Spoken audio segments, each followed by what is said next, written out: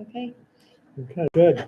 We'll call the May 7th, 2025 meeting of the College Council to order. And we have some new faces here. Welcome. And Wendy and Hannah, if you would respectively introduce your colleagues. Well, I was just trying to make sure I was on the Zoom. I don't know if Tracy, can you hear? I'm muted. Tracy, can you hear us?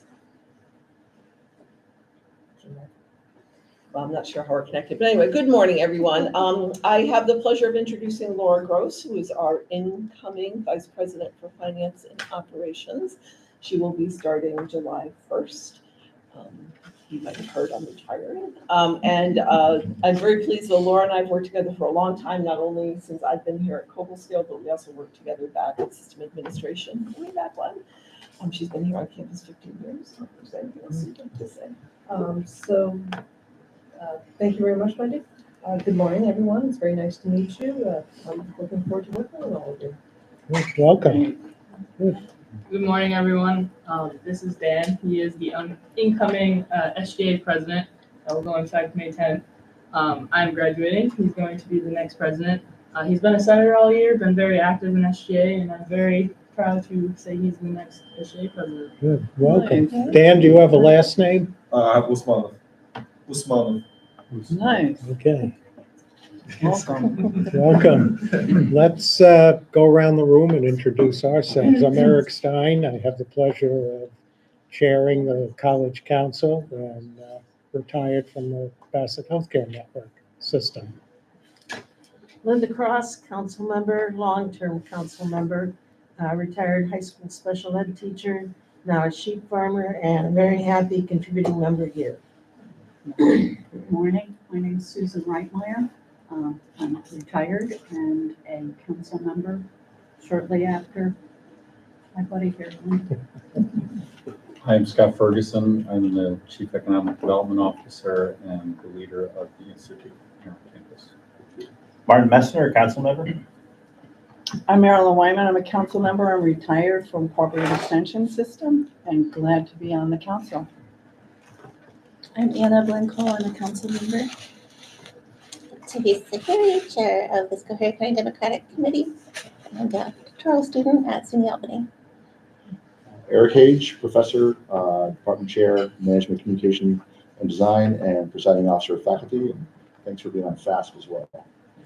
Good morning. I'm John Zaharek. I'm vice president for development, and I also serve as the executive director of the foundation here on campus. Good morning. I'm Yasha Sherlock. I'm the vice president for strategic enrollment and innovation. Okay, great. Let's get down to business. Eric. Yes. Oh. I know them. It's not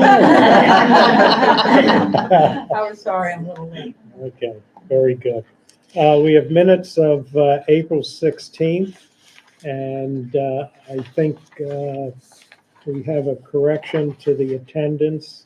Martin was not in attendance, and Teresa wasn't in attendance at the April meeting. So with those changes, are there any other changes? I just want to clarify the revisions that we made were just on the first two, credit for prior learning and attendance policy, and then the others were just where we have faculty governance update. Were those revisions, do you know what I'm trying to say? So if you look at the revisions, these were not all, were they all revisions to that we made? Eric, can you So it says revisions approved for, Oh, this is part of our governance processes, yeah. So they were all revisions under those bulleted items? credit for prior learning was a revision. Right. Attendance policy was a revision. Yeah, so got it. that shouldn't be its own bullet, revisions approved for. Right, okay. The two below it were revisions. Correct. Good catch, thank you. what was AI is a new policy, Correct. which we haven't put before the body yet. what was the other? No, that was it. Oh, okay. Yeah. That was just clarification about what we actually revised. Okay. With those clarifications and revisions, are there any other changes to the minutes? I'd like to make a motion to approve based on those changes. Thank you. Second. Thank you. Discussion? All in favor, aye, please. Aye. Opposed? Okay. Abstain? All right, we have approval of the minutes. Dr. Terenzio is not able to join us today. We have someone else in the hot seat, Darcy. if you comment. So I didn't get to introduce myself, we didn't get all the way around. I'm Darcy Medic, I'm the Provost and Vice President for Academic Affairs here. So we have our commencement on Saturday, so your college council members, very welcome to join.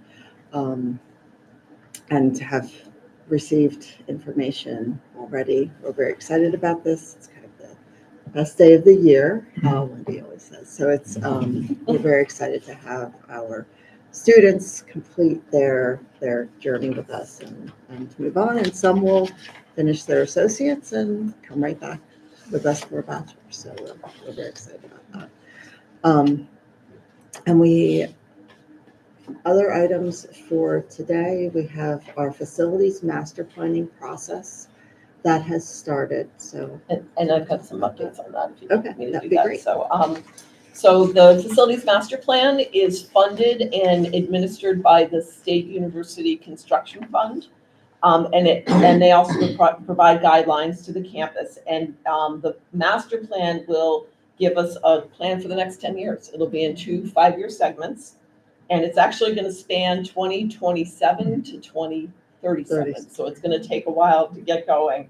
And I'm reading from my notes because I want to make sure I say this correctly, but it supports the academic mission and strategic vision and identifies opportunities to enhance, maintain, or improve the built environment, I'll send you the notes, in a way that facilitates learning, student development, and campus operations.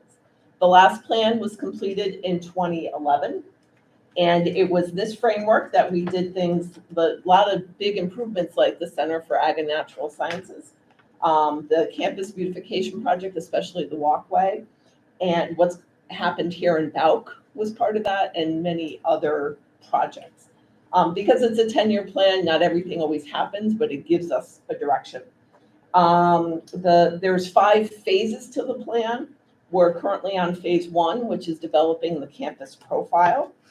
And there's a consulting firm, Erdy McHenry, they're an architectural firm out of Philadelphia, and they have sub-consultants working with them. They've been on and off campus a number of times. They've met with the cabinet and executive leadership, and we're starting to schedule individual meetings with campus stakeholders.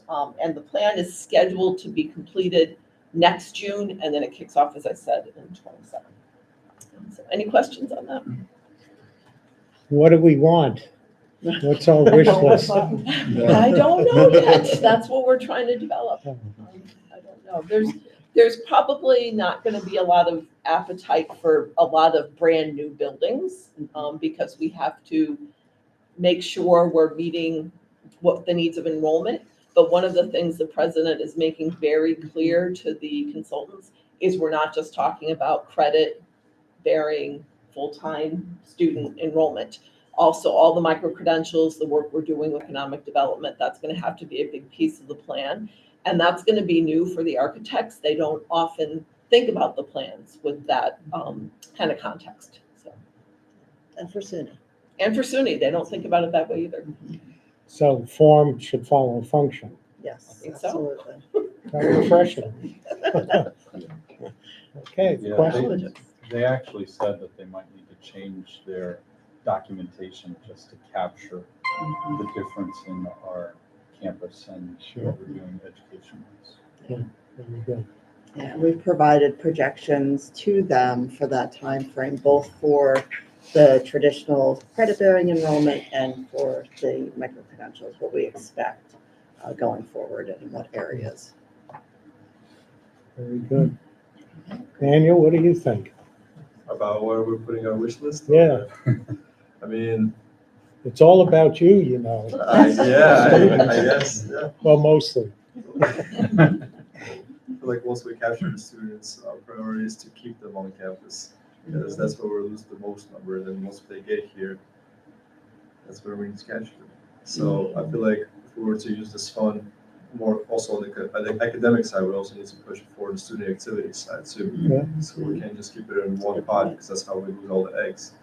So I would say, for me personally, I've seen time and time again, some people want to do physical activities, whether it be rock climbing or setting up a place where people can do physical sports. Because I know we don't have like football or any type of wrestling or any of that. And we have active members that come here from other colleges too, that are looking to continue on with that. So maybe we could do something with that, upgrade our field house, for example, because I know that's only being utilized as of lately by the academics for athletes. So if we could utilize that fund and somehow upgrading that so it's more open to the public rather than keeping it all for the athletics, that would also be better. The students will have a chance to meet with the consultant. Yep. Great, Yeah, they'll be meeting with constituents across campus. great. Yeah, that's a really great point. Okay. Comments, questions? Okay, very good. All right. The enrollment update, Anya? Yes, we're holding steady. That's really the gist of the enrollment. Right now, from day to day, our numbers jump. Like yesterday, we were up in deposit by 8%. Today, we're only by 0.5%. And it's going to fluctuate for the next couple of months, but we're not below. And that's what I'm happy about. So we're still on target. We're at 89% of continuing students we registered right now, which is about where we were last year. I think 1% ahead of last year. So so right now we're still on target. We should make it if nothing else changes. Very good. Questions, comments? Okay, very good. College Council look ahead. So for this one, Wendy, do you? Well, I think part of it was, what, and Eric, what does the council want to do going forward? What are some maybe is there a change to how the meetings are presented? I know in prior years, there's been field trips, having meetings on different parts of campus, especially because we have a lot of new council members. Do we want to do things like that? So I think just really a conversation about what does the council want to do in the upcoming year? Yeah, I know in the past, we've really enjoyed going out and looking at what's around campus. Is that something the council would be interested in next year? Why not, huh? Is there anything specific that you all would like to make sure that we show you? I mean, I'm curious about everything. Like I just walked by something that said brew. I don't know if it was coffee or. Brew house. I I mean, want to check that That was out. a We good do have a one. brewing lab. We do have a brewing A brewing, like, Distilling. yeah, there's that beautiful greenhouse we saw a few years ago. I mean, Have you seen all the learning labs?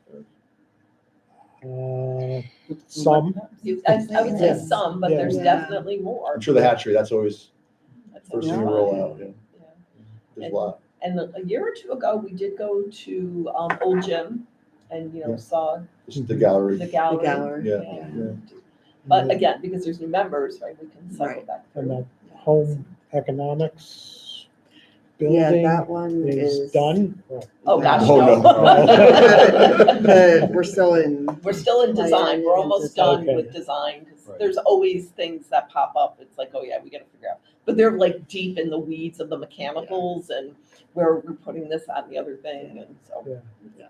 I think we had a tour of some of the student housing too at one Mhm. point. Yeah. which might I be also interesting. think a tour of the other side of the campus, Curtis Mott, Mhm. the animal barns, Yep. the greenhouse, the fishery. Yep. So that we're familiar with everything that's going on there and the progress that's being made, maybe even discussion of some of the micro-credentials, the meat lab. Mhm. It's a vibrant part of the campus and we need to be aware. Good. Yeah, and that is usually the highlight. It's usually where we take folks, but there are things on this side as well. Prentice might be great because that's where we're Sure. doing a lot of the micro-credentials, the brew lab that Scott just mentioned, to see some of what's going on in there. That's more on this side, but a lot of the Yeah. really Showpieces. showpieces, that's a good way to put it, are over in Canner and then on that side. So, yeah, absolutely. How about meeting frequency and time? I think we've been running 6 meetings a year. Cancel if we have to, but we've rarely done that. Is that okay with everyone? Yeah. Wednesday mornings, typically? Okay, It's tough yeah, Right, because working, right. yeah. so I have to take a half day to make those. What would be better if we were able to do it? I mean, you do what's good for the group, don't, but for me, evenings are better, summers, anytime. Yeah. My school's being generous, Right. they're letting me be here, but Yeah. And when you say evening, would like a 4 o'clock work? Yeah. Or, Okay, I don't know if that works for other folks. but yeah, A lot of boards do that. Yeah, like once a year, maybe. Yeah. And then Yeah. like maybe one in the summer, one, and then the rest this time. okay, Or something like okay. that. We'll look into that. Very good.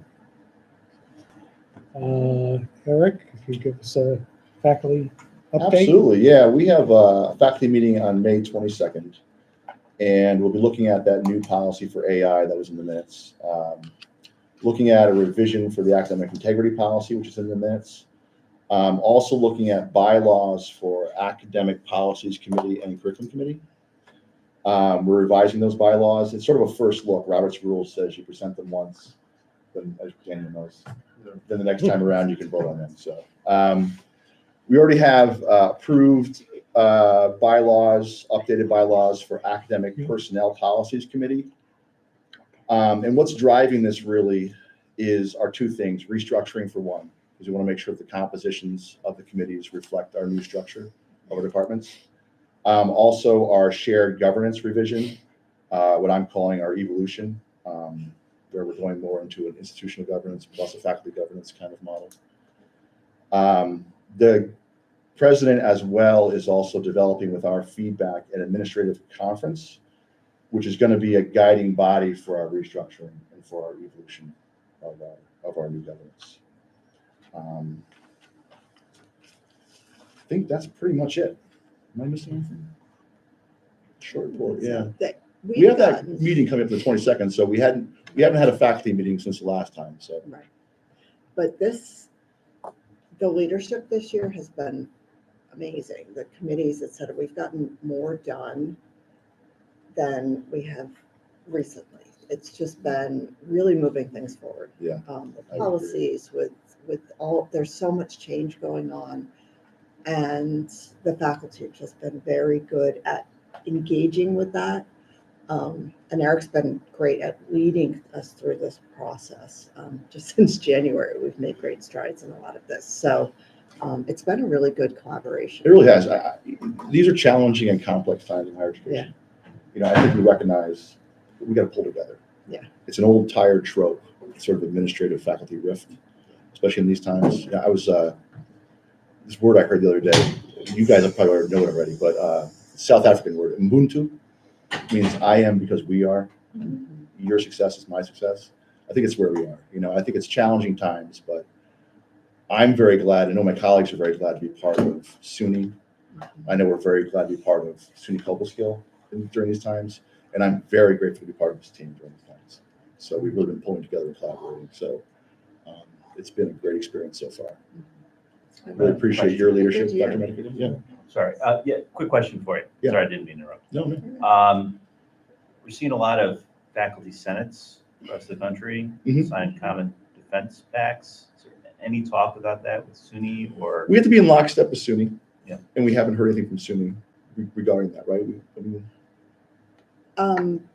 Yeah, the SUNY Senate actually put something out recently, but as a campus, we weren't engaged with that. Okay. So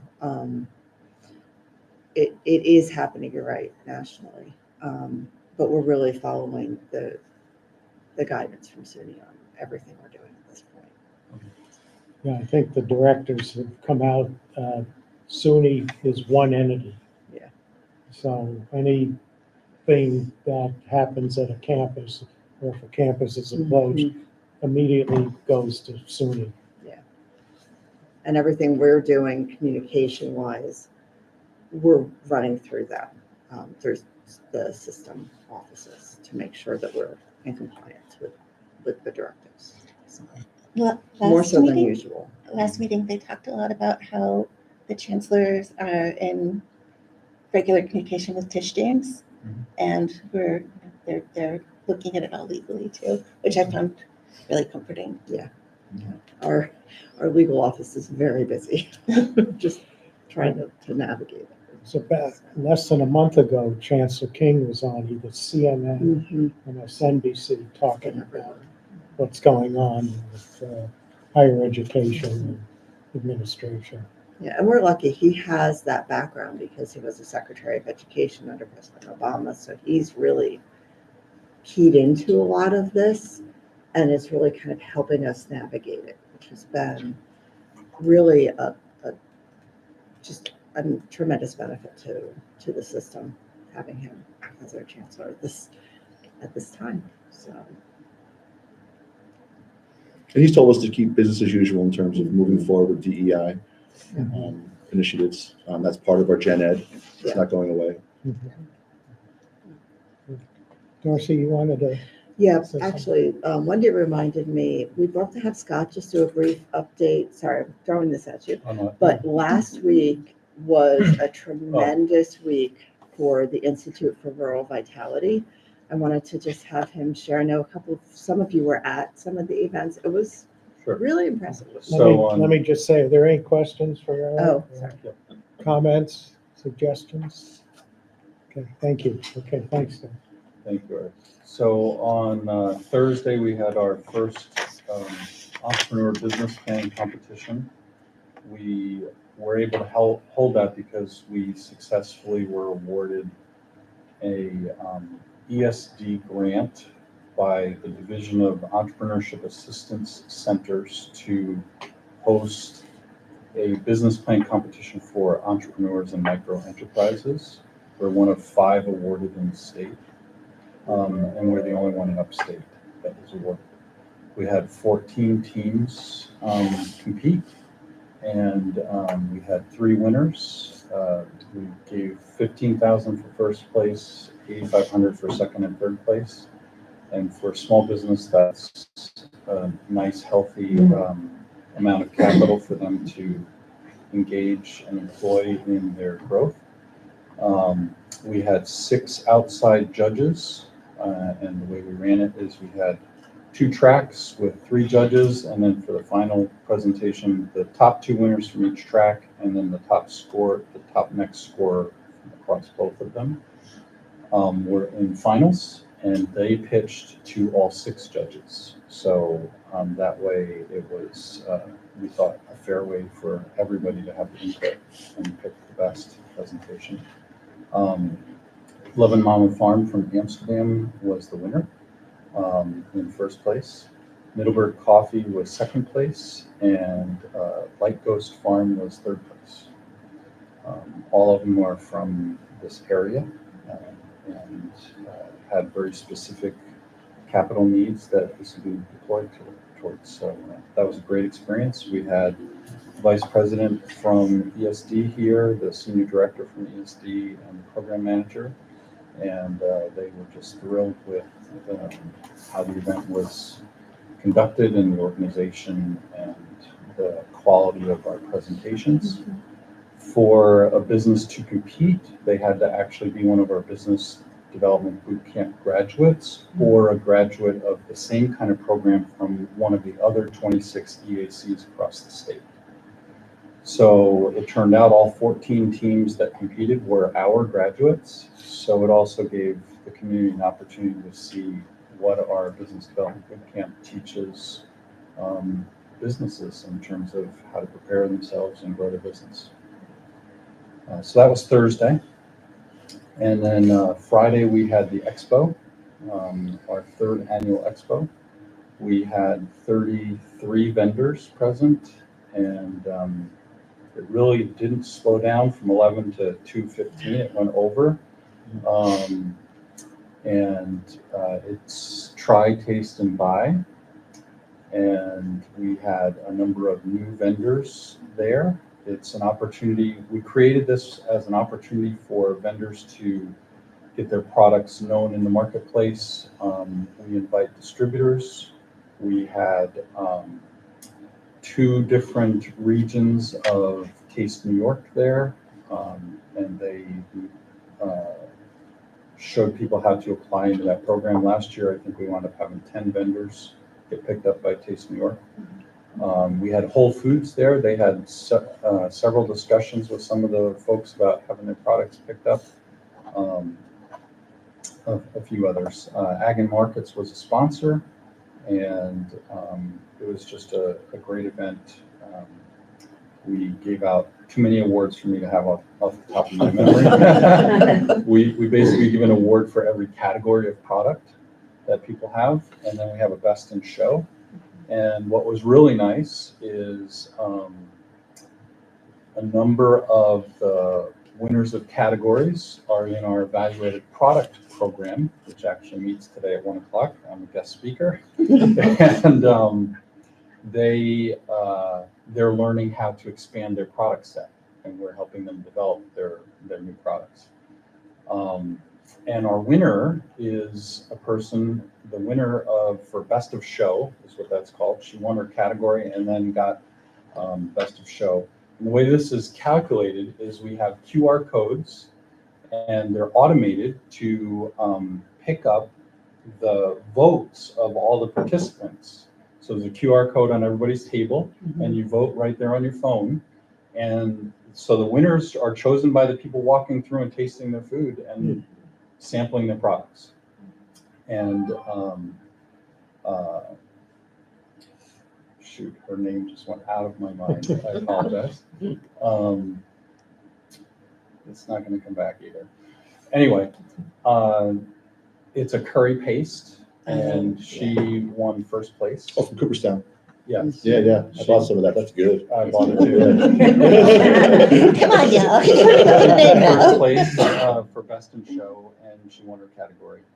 And she's actually going to be providing, that's going to be one of the pairings that we're doing at the Vitality in the Valley held up at Herkimer Community College in June. She's being paired with another one of our entrepreneurs. But her product is actually made right here. We helped her get certified as a 20C, and it's produced here. We've helped her develop the product. Our food scientists worked with her, so it was great to see her grow and have incredible success with her product launch. This is her first time launching her product. Wow. So Punyab? Yes. Yeah. Yeah, that was the vegetarian one. I Yeah. forget what the chicken It's one really was. good, yeah. Scott, in the business plan competition, what were some of the ideas that were being pitched? Everything from revolutionizing cell therapy in biotech through, let's think of something easy. Expanding, Middleburg Coffee is expanding their sitting area and their menu. So it's the full gamut. Yeah, we had a lot of different products, a mushroom product, a facial cream, newly developed with infused mushroom byproducts in it. I mean, just a lot of different products. Yeah. A number of the competitors in the business plan competition are folks that are working with us on those products. So it's really good to see them grow and be successful. Do you have any handle on the attendance, Scott? Because it was buzzing the entire time. I know. I mean, I'm still trying to get I had a those hard time numbers. getting through the aisles to get to that curry sample. You know, I'm seeing this event a little bit different. I go to every single vendor and I ask them, you know, what do you want me to highlight? And then I taste it and then I talk about it.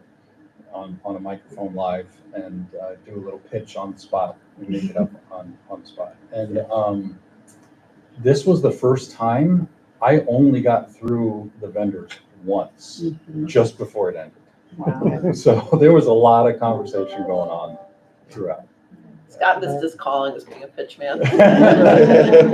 Marilyn, did you have a question? Yeah, I just wanted to say I had the opportunity to participate and visit it, and it was just amazing. Yeah. Now, I actually had a birthday presents I needed, and so I just had this huge Yeah. basket, and I just kept, it was, the diversity was Yeah. really interesting. I mean, it wasn't just ag products, it was somebody who's looking into using mycelium to create, healthcare products, which really interested me, and I just was really impressed with the range and the enthusiasm. And some people felt very comfortable, and then other people were a little hesitant, and it just, it showed that they were in different stages of developing their products, but everybody was just so there. And I love the fact that it's just people that are in our region and how we're helping them. I mean, that's key.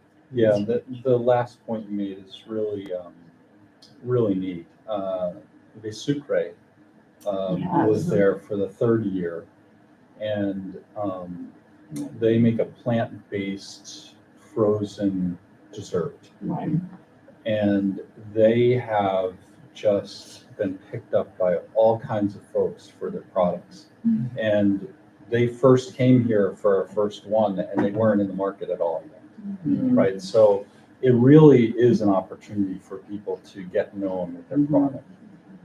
I predict Foreverly's is going to be similar to them. Yeah. If you were there, the bagelry. Yes. Love some of that too. I'm forgetting. Bainbridge Bagels. Yes. They're in Bainbridge, Bainbridge, but their name is something other than Bainbridge Bagels. But anyways, they're in 80 stores now. I mean, it's just incredible to see these businesses grow.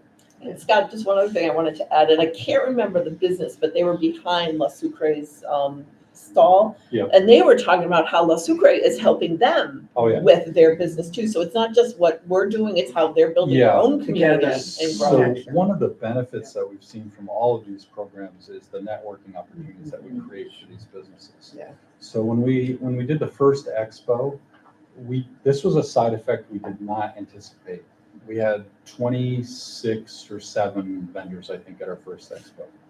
And by the end of the venue, when people were packing up to go home, they were networking like this, and I think 15 of them were cross-selling the next month. It's just amazing of how that just helps them to be able to broaden their product set in the retail locations, the distribution, etc. So it really does make a big difference to these small producers in getting launched. A few years ago at the Chancellor's State of SUNY conference in Albany, there were a lot of vendors, including SUNY Cobleskill. Was that something? Are you talking about the Rural Resource Fair? No, it was the State of SUNY. Oh, Gus and I are going the 21st of this month, I think. But we actually had tables, at least one was sample. It was a human edible dog biscuit. Wow. It was developed here. If you come to the New first, frontiers. if you come to the first 2 expos, I ate dog treats at both of the first 2 expos. I asked them first, is it edible? They said, yes, it's made with all FDA products. And I said, well, which one do you want me to try? And so, yeah, we have all kinds of things going on. And I try. And it was pitched as join your dog in a treat. Yeah. I'll do other things with dog. We have other bonding experiences. Very good, thank you. That was Everything Bakery, by the way. Everything. They have a website. Yes. They were sold out by the time I came. All they had was 1 garlic and 1 cinnamon raisin. I bought the garlic. It's in my freezer. No preservatives, of course. So I'd encourage you to put it on your calendar. We try to do it as the Friday before Mother's Day. That's what we try to do it as. We'll have save the dates out in about a month. Great. Okay. John, that's a hard act to follow. Now I'm just hungry. Well, good morning, everyone. This is the fun part of the year for me. Another couple months, it's going to be, beads of sweat coming down my forehead again, saying, how are we going to do this again? But building on 3 record-breaking years, this will be officially a 4th record-breaking year for fundraising on campus. So it's really a credit to our donors. We just have a tremendous outpouring of support for the campus, and a very small team. I pride myself on, we have one of the best teams, I think, within the SUNY system. Certainly is the smallest, and we've been able to pull off. We'll be over $3 million this year. So it's a great year. More details are coming, and we still have about a month and a half to bring in even more. So we've got about $4 million in the pipeline right now, which means next year will be, what have you done for me lately? Let's look at a bigger number. Just a good time to celebrate. We have a golf tournament coming up on May 30th, so a little bit earlier this year, about a week earlier than normal.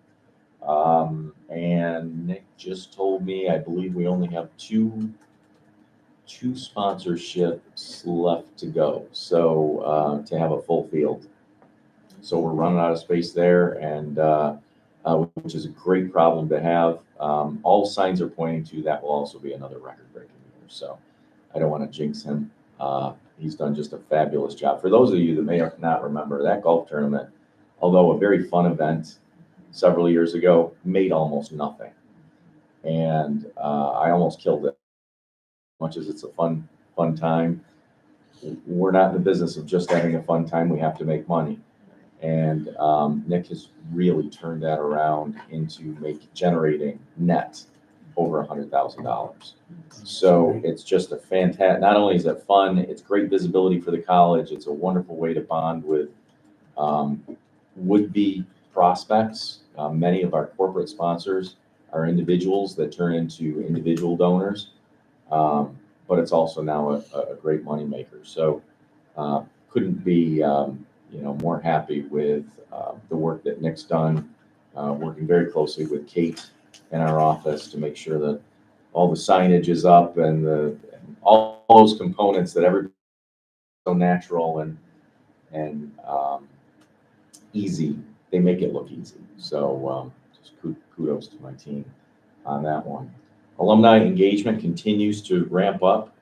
Shannon Manchester is really our staff liaison for the Alumni Association Board, and she's done just an outstanding job of getting the word out there to our alumni of all the great things that are happening on campus. So our newsletters continue to go out. We're doing more engagement with our alumni with respect to communications.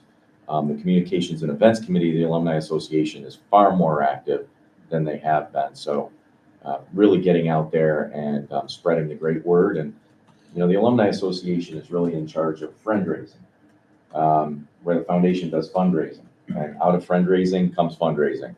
So they really work hand in glove, and have done a great job in that way. Kate Weaver, I'm not sure if I announced this at a previous meeting. Find out, but it's always worth saying it again. Worth saying it again because she's just so outstanding, but she is now our new Associate Director of the Annual Fund, Donor Relations, and Research, which is a lot of hats, but that's kind of the way we roll, and I think that's across campus. We all have to wear multiple hats being a small campus, and she has already done a fantastic job building an annual campaign calendar. You're going to hear great results due to her efforts to increase the amount of annual support that we bring in through traditional appeals, social media, mini campaigns. So hopefully more coming in that regard. Our planned gifts continue to increase. We recently secured $700,000 in new planned gifts, which is also a fantastic thing because it plants the seeds for the future, and making sure that those gifts are in, so that, you know, when people do leave us, that their support is always felt in perpetuity. So really a great story there as well, that not only are we supporting things today, but we're really securing the funding for tomorrow. And with that, I'll shut up unless there's any questions. John, I know we discourage restricted giving, but what are some of the things that donors are interested in?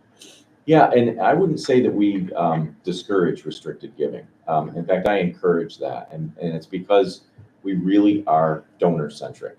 You know, this isn't about give us your money so that we can decide what to do with it. Now, some donors say, you know best. You're the professionals. You know, Wendy, Laura, Anya, you know best where to spend the money. We want them to feel good about their gift. So although some people say that, other people say, you know what? I was animal husbandry, and that was such a significant part of my life that I want to make sure that I help the other side of the street. And I want it specifically for these reasons. And that's a wonderful thing. So we work together with the donors to make sure that at the end, I always say we'll only accept your money when you're feeling very, very good about what you've done. And until that time, we still have work to do. So it's really not a way for us to separate people from their financial resources so that we can figure out what to do. Although that does happen, that we do take those unrestricted gifts, but every institution's different. I know your background's the hospital, it's a little bit different. But it's still, I do think that donor-centric approach is really the right way to do fundraising, because it's been proven that people give much larger amounts of money when they're fully vested in making a significant impact that means something to them. Sure. Any top 5 list of what donors are supporting? That's a tough one. I'd probably say, you know, obviously scholarships is our bread and butter. Mm-hmm. You know, everybody understands scholarships. You know, I think obviously equipment support is probably a distant second, though. You know, Mm-hmm. Support to fund projects on campus. We have donors that have given us microscopes and you know, and significant gifts. But in many of those cases, they've had contact with faculty members saying, "What's the need on campus? Like what?" And then, so it's kind of a hybrid of what we talked about. You know, the faculty are saying, you know, we really need this, and they say, "Great, we'll fund specifically that project." But I'd say scholarships are hands down that's kind of the go-to. Yeah. But you know, we're certainly open to any suggestion.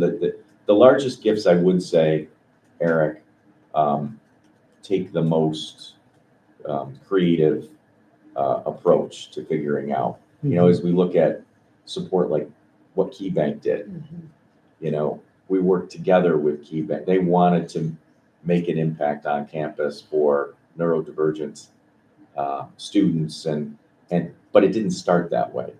It started with, well, we're kind of interested in this, and how do we put it together? So by you know, just working with them, we were able to come up with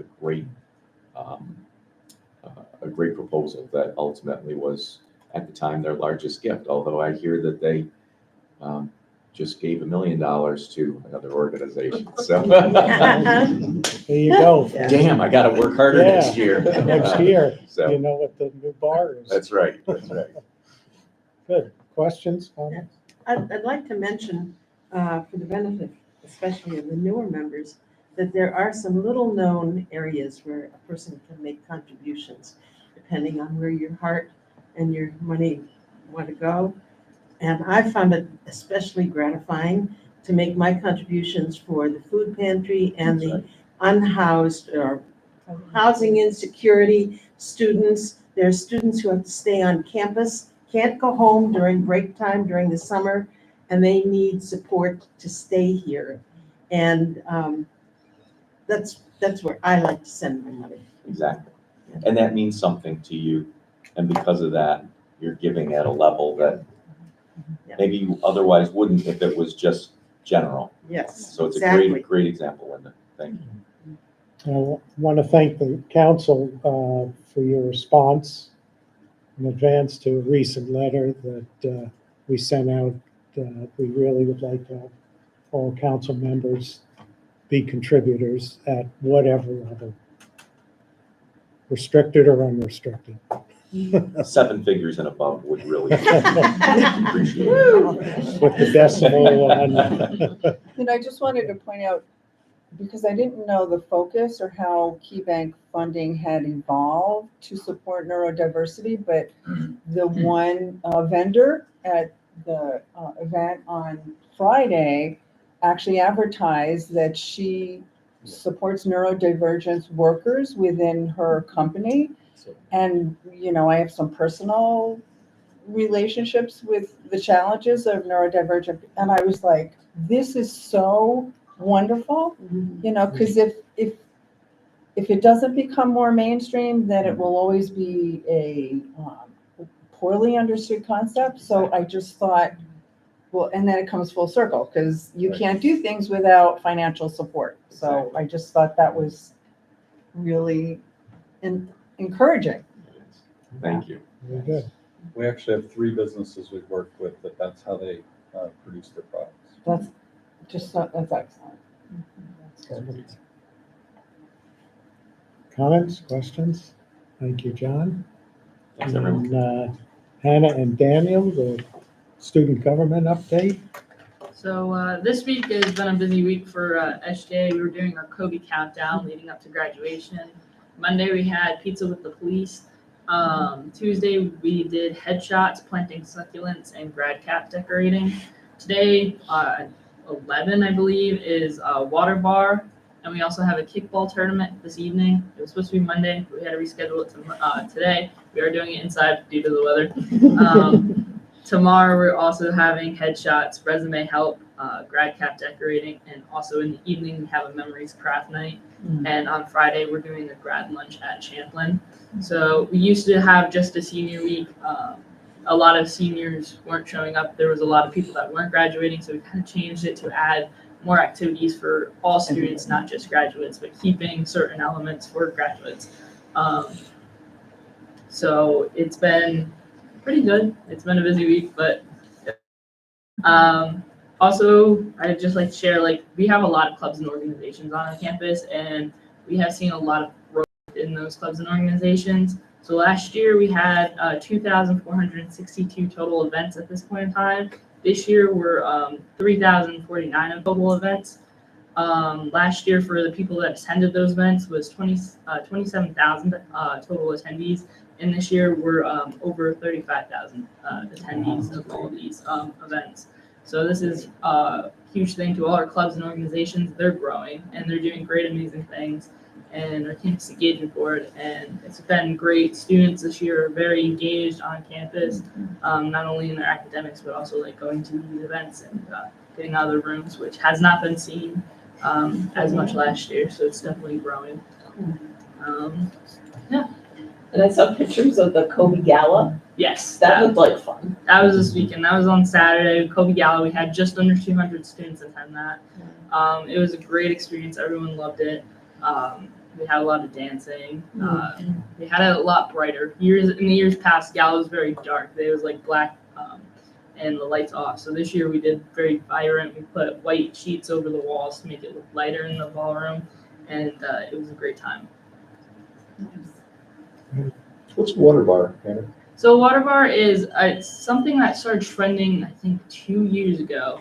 And it's like people have water and then have a bunch of different like syrups and packets. And then you mix the different flavor packets and syrups and make fancy water. So Sounds fun. we started doing that, and it was a huge hit. We got like a lot of people our first time. We had we got 100 water bottles to give out, and there was like almost 150 people that showed up to our first one. So we just continued that because it was something that was trending at the time, and it still seems to have That's a lot of great. people show up to it. Also during like finals week, you need to stay hydrated. You're doing exams, you're in crunch time, you're not sleeping. So we try to do water bars during like midterms and finals weeks because you need to drink a little more water, and if it's fun, people are gonna drink it a little more. So Daniel, any thoughts on beginning of your Well, I was term going to and contribute to end of the Hannah's? numbers. Partly due to the fact that people are attending, it's probably because the information is spread out more, and it's like communication between the students and the faculty, and the events being sponsored has been increased tremendously. Specifically, I want to focus on the resident assistants that are in every building, because it's also their job and responsibility to tell the students of what's happening, because we receive the emails, but with kids that are taking 18 to 21 credits per semester, you have an influx of emails and you don't get to have the time to focus on events like this. So resident assistants can go one-on-one to students and show them the flyers that people make personally. So it feels like, oh wow, that's something I want to go to. So that's why I feel like the increase is tremendous this year, and I'm looking forward for next year too. Great, wonderful. Here I am asking the hard questions again. And it's not necessarily something to talk about, but just something I would like us to think about in the future. Is there a way to gauge how the students of color are feeling on the campus? Is there a student union that represents people, diverse people, and how can we make sure that needs of everyone are being met? So, putting that out there. we have the Unity Center, but we also have on the SGA Senate, which not a lot of SUNY schools have, we have a director of diversity, equity, and inclusion and belonging on our Senate. Yeah. And they host, depending on the year, they host a bunch of different events regarding different DEI topics. So this year we had 2 DEI officers. One had to go on internship, so a new one came in, and she's hit the ground running and did a bunch of different stuff to raise awareness, not only for a bunch of different things. And she was hired right before March. So she pulled off together an International Women's Month event. And then she led into April, which is Sexual Assault Awareness Month. So she put together little turquoise pins, and she made over 200 and handed them out to all faculty and staff with a little card saying what the significance of it was. And then she hosted an event for students to raise awareness, and she invited Title IX and also Planned Parenthood. And then she also did something for Denim Day, which is to raise awareness for a sexual assault victim. And she invited Catholic Charities and partnered with them, and also had Planned Parenthood and Title IX kind of just raise awareness. So this is a paid person? This is a faculty So member? it's a student. So It's a it sits student. on SGA board. So there's president, vice president, secretary, treasurer, PR, and then we also have DEIP. And a lot of other senior schools do not have that awareness. So we're great to say that we are one of the few that actually have someone that raises the awareness. I know in years past, my first year here, there was a lot of disparity, and the person took on to whatever the students are feeling. They try to cater to that and do different things regarding whether or not. So they kind of cater to what's happening on campus and what students are feeling, because we do hear stuff as students, and we do try to make it so students feel more welcoming, but not always we hear what's going on. So we try to cater to whatever we're hearing. And then the Unity Centers, I do not know the number, I apologize, but they've done a record number of programming, so it's right next door. Yeah. That's overseen by, actually, unfortunately, he just left, DeAndre Miller, who was here for about 8 years. And they use a model called deliberative dialogue. So I've had a workshop with him, actually. Yeah, so they've done a nice job with that. I guess, and again, this might not be something we can do, but every year, a couple times a year, if we could have a report from someone who represents the students of color. also, Derwin Bennett, who Is not here today. Yeah, he's our Yeah. CBS. He has, usually has a standing agenda item. That hadn't always been that way, but Yeah. the council felt it was very important to Yeah. make sure we stay in touch with Derwin and everything that he's doing, or helping. I'm sorry. There's also a survey too, and that name has Yeah. escaped me, somebody's gonna think of it. The climate survey. The climate Climate survey. survey, yeah, so that's done every year also, and analyzed through the DEI committee as well that Derwin chairs. Comments, questions? Thank you both. Council reports, discussions, let's do the second bullet first. Are there any council member reports, any comments? Anything we ought to know, or? No?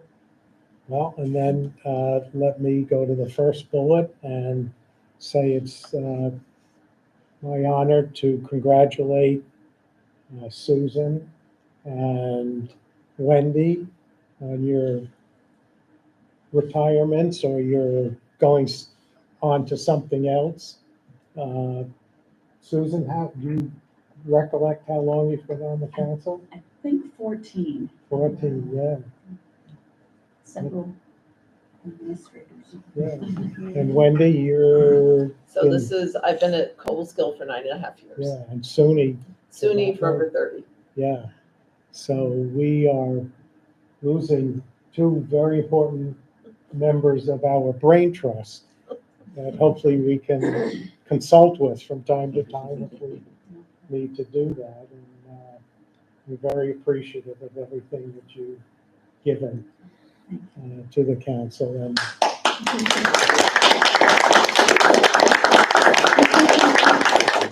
And often it's not an easy lift, right? A lot going on. It has been very worthwhile. Good. Very worthwhile. Wendy, anything you want to leave us with? Thank you all.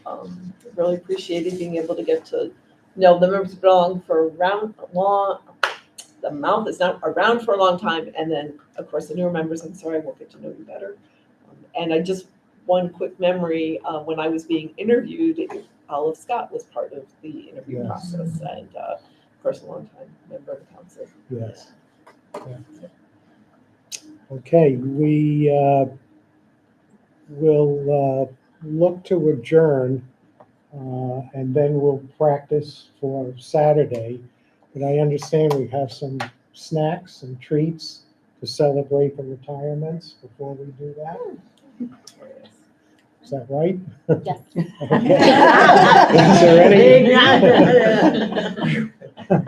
there any other business to come before the council? Thank and congratulate Hannah on your graduation, and thanks for your service. And Daniel, let's build a dialogue next year. Very good. Motion to adjourn? So moved. Okay, second? Second. Discussion? All in favor, aye, please. Aye. Opposed? Abstained? We are adjourned. Thank you, everyone. Have a Thank you. great summer. You know, it was my signature. Did we go